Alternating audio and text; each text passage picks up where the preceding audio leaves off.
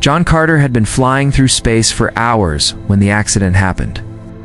His small scout ship hit a hidden asteroid belt near the edge of the colony planet. The alarms screamed in his ears as he tried to steer away, but a sharp piece of rock tore through the ship's hull. The impact threw him against the controls, and everything went dark. When he woke up, he was in a bright white room. The air smelled clean but strange. John's head throbbed, and his body felt weak. A soft voice called his name. "John, you're awake. That's good." He turned his head slowly and saw a tall figure standing beside him. Her skin was a pale blue, almost glowing softly under the hospital lights. Her eyes were large and golden with long lashes. She wore a simple uniform that marked her as a nurse. John guessed she was not human. "Where am I?" he asked, his voice rough. "You're safe now, in the orbital medical center above Carter Station," the nurse said gently. "I am Lyra, your nurse. You were injured in your mission." John tried to sit up but felt a sharp pain in his side. Lyra helped him settle back down, her touch careful and steady. "You hit an asteroid field," John explained. "Ship was damaged badly." Lyra nodded. "You lost a lot of blood. We had to operate quickly." John looked around the room. It was filled with strange equipment and screens showing vital signs. Humans and aliens moved quietly through the halls beyond the door. "How long have I been here?" he asked. 3 days. You were unconscious most of the time." John closed his eyes for a moment.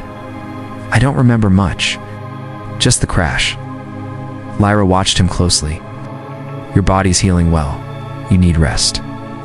John nodded but felt uneasy. I think something about Lyra was different. She was kind, but there was a strange intensity in her gaze. "Do you always work with humans?" John asked, trying to break the silence.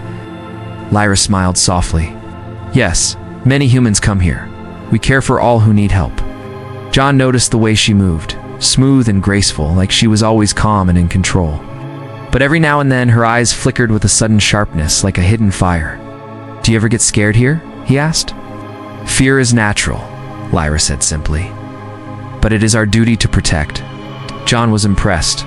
This alien nurse seemed strong and brave. He felt a little better knowing she was there. Over the next few days, Lyra came to check on him often. She helped him with medicine and food and talked quietly to keep his mind calm. John learned that her species had a long history of healing arts, and that they were respected throughout the galaxy for their skill. One evening, John woke to find Lyra sitting near his bed, staring out the window at the stars. "Are you all right?" he asked. She turned to him, her golden eyes reflecting the distant lights.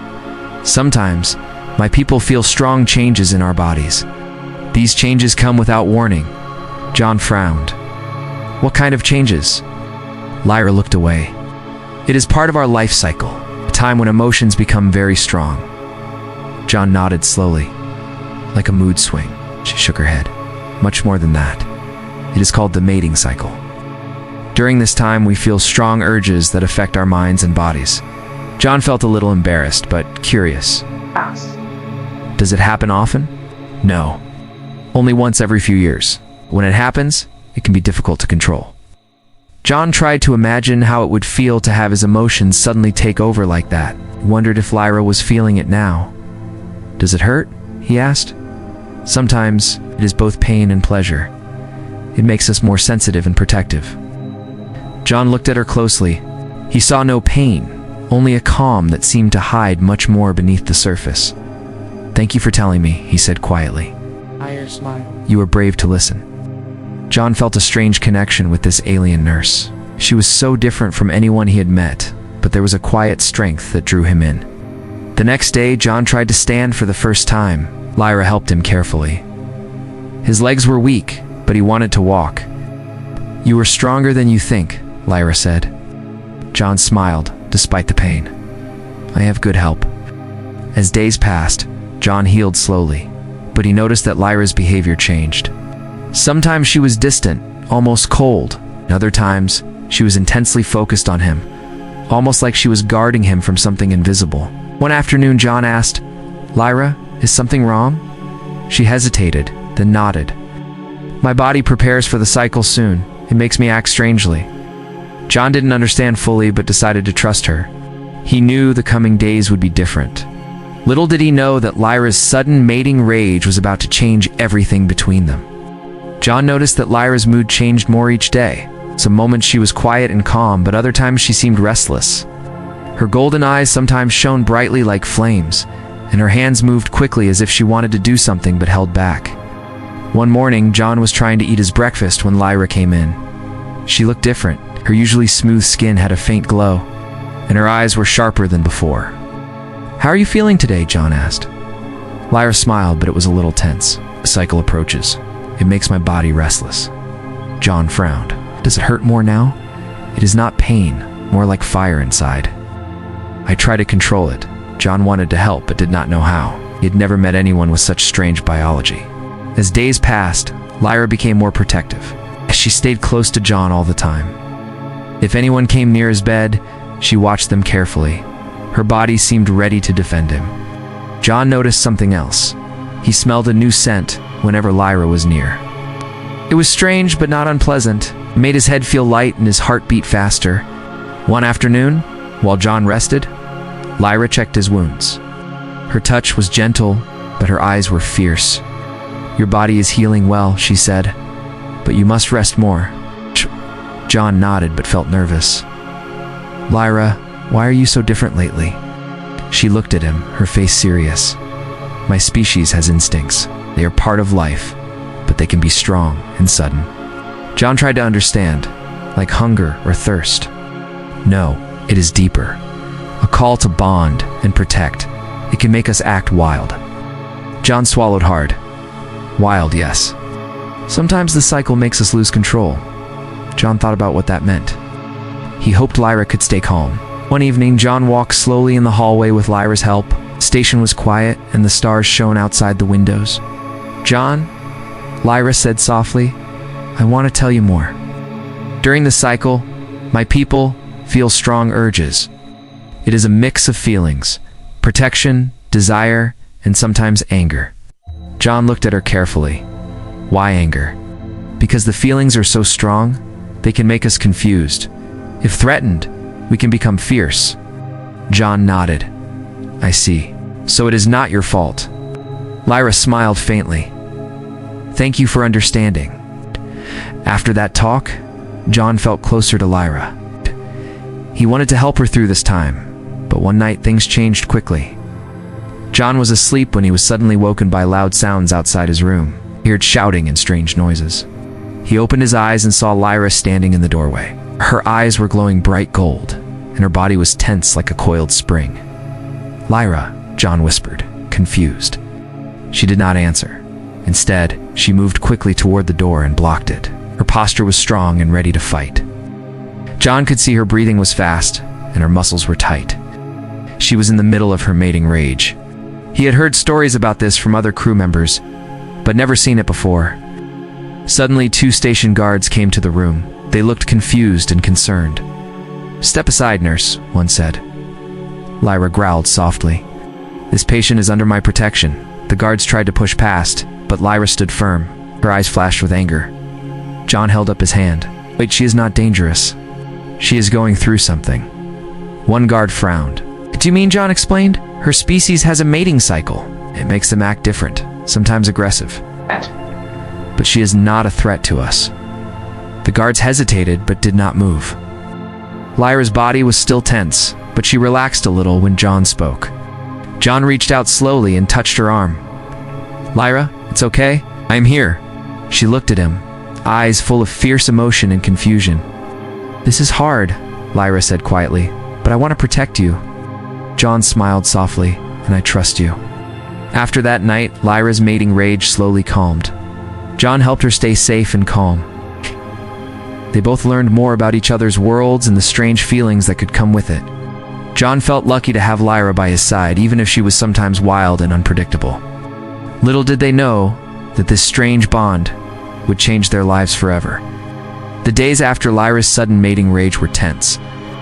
John noticed she was more alert than before. Her golden eyes often scanned the room, watching every movement closely. John wondered if she was still fighting the feelings inside her. One afternoon, John asked softly, "Lyra, how are you feeling now?" She looked at him and gave a small smile. "The rage is past, but the feelings remain. It is a long process. John nodded.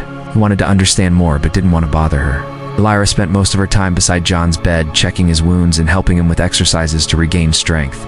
John admired her care. She was not like any nurse he had met before. Her touch was gentle but strong, full of purpose. One evening, as John tried to sit up, Lyra helped him. "You're making good progress," she said. John smiled. "Thanks to you." Lyra's eyes softened for a moment, then her face grew serious. "John, there is something I must tell you." John looked at her. "What is it?" "My species uses the mating cycle not just to bond, but also to choose partners. It is part of how we survive. This is not common knowledge among humans." John felt a mix of surprise and curiosity. "Does that mean you? Like me?" Lyra hesitated, then nodded. "It is complicated. My feelings are strong, but they are also driven by biology." John thought about what she said. "So your mating rage wasn't just anger or confusion. It was something deeper." "Yes," Lyra replied. "It is both a challenge and a gift. It helps us form strong bonds, but it can be hard to control." John reached out and took her hand. "Thank you for trusting me." Lyra squeezed his hand gently. "I want you to know that I am not just a nurse to you. I feel something more." John's heart beat faster. He was not sure what this meant, but he felt connected to her in a new way. Over the next few days, John and Lyra grew closer. They shared stories about their worlds, their hopes, and fears. John told her about his family on Earth, and Lyra spoke of her home planet in the far reaches of the galaxy. One day, a group of human doctors came to check on John. They looked surprised to see Lyra so close to him. "Is she your nurse?" one doctor asked. John nodded. "Yes, and she has helped me a lot." Another doctor frowned. "Some say alien emotions are dangerous. You should be careful." John looked at Lyra and then back at the doctors. "I trust her. She saved my life." Lyra's eyes flashed with quiet strength. She did not say much, but stood firm beside John. That night, John thought about the future. He did not know what would happen, but he wanted to face it with Lyra. Then, one evening, the station received an urgent call. A nearby cargo ship was under attack by pirates. John's body was still weak, but his pilot instincts woke. "I have to go," he told Lyra. She looked worried but nodded. "Be safe, John," she promised he would return. As he left, Lyra felt a strange surge inside her. The mating cycle was stirring again, stronger than before. John returned to the station after the mission, tired but alive. Lyra was waiting for him. Her eyes shone with a fierce light. "John," she said, "the cycle is at its peak. I must warn you. This time the rage will be harder to control." John held her hand tightly. "I will stand by you, no matter what." Lyra smiled with gratitude. "Thank you." For the first time, John saw the full power of the alien nurse's mating rage. It was not just wild anger, but a force of nature that mixed protection, passion, and danger.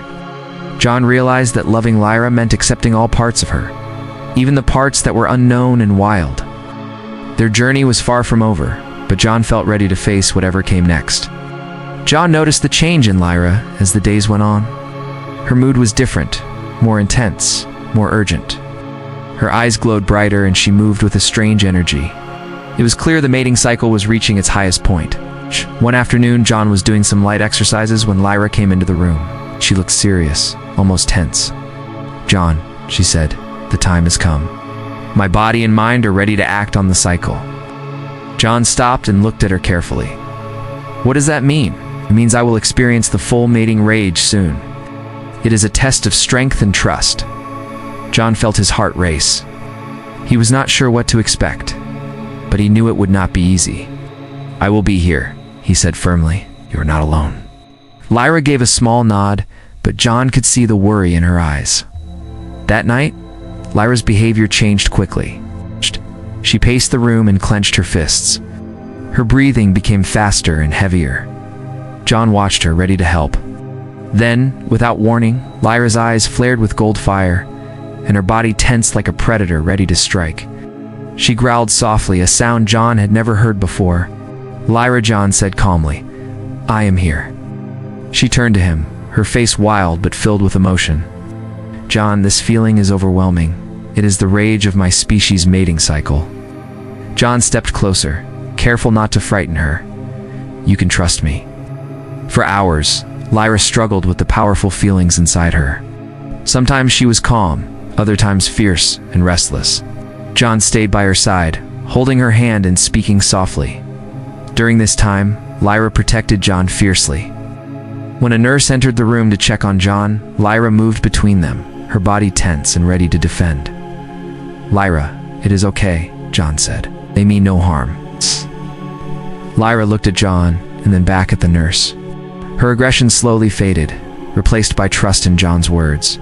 John realized that Lyra's mating rage was not just a wild emotion, it was also a way to protect those she cared for. Over the next few days, Lyra's strength returned. She helped John with his recovery, but now there was a new bond between them, deeper and stronger. One afternoon, John asked Lyra, "What happens after the mating rage?" She smiled softly. "We form a bond that lasts for life. It is a connection between two beings that goes beyond words." Out. John felt hope. Maybe this strange and powerful experience could bring them closer. Then, the station faced a new danger. A virus outbreak threatened the crew. Lyra worked hard to find a cure, using her alien knowledge and human technology. John helped too, delivering supplies and comforting the sick. Their teamwork showed how humans and aliens could work together and protect each other. In the quiet moments, John and Lyra talked about the future. "Do you think we can live together?" John asked. Lyra looked at him and nodded. "Yes, we have survived the hardest test. Now we can build something new." John smiled. "I want that too." Their story was one of trust, strength, and hope. A sign that even the wildest challenges could bring people closer. John knew that with Lyra by his side, he could face anything. John and Lyra had grown close in ways neither expected. Their bond was strong, built on trust and the trials they had faced together. The strange mating cycle, the danger, and the long days of recovery had all brought them together. One morning, John woke early and saw Lyra standing by the window. She looked calm, her golden eyes soft in the morning light. "Good morning," John said quietly. Lyra smiled. "Good morning, John. Today feels different." John walked over and stood beside her. "How so?" "The cycle is over," she said. "The rage and the urges have passed. Now comes a new time." John looked at her carefully. "What new time?" "Time to build a life. A time to learn and grow together." John felt hope and excitement. He wanted to be part of that life. As the days passed, John and Lyra worked side by side on the station. They shared tasks, laughed quietly, and learned more about each other's worlds. John showed Lyra human music and stories, and she shared alien art and customs. Their differences made their bond stronger. One evening, as they walked through the station garden, John stopped and looked at Lyra. "I never thought I would find someone like you," he said. Lyra smiled softly. "And I never thought I would find someone to trust like you." They stood close, their hands touching. John knew this was the start of something real. But life on the station was not always peaceful. Tensions between species sometimes rose, and not everyone accepted their friendship. One day, a group of crew members made rude comments about Lyra's species. John felt angry, but stayed calm. "We all have our stories and struggles," John said to the group. "Lyra saved my life. She is a friend and a protector." His words made some pause and think. Lyra looked at John with gratitude. "Thank you for standing with me," John smiled. "We faced the future together." Months passed and John's body healed fully. He was ready to return to his pilot duties, but he wanted to stay close to Lyra. "Will you come with me?" he asked. Lyra thought for a moment. "Yes, I want to see the stars with you." They made plans to leave the station together. Their bond had become more than survival. It was hope and love. As they prepared to depart, John looked at Lyra and said, "Our story is just beginning." Lyra nodded. "And together, we will face whatever comes." Their journey was proof that even the wildest challenges could lead to new beginnings. John and Lyra stepped into the ship, ready to explore the universe as partners, friends, and something more.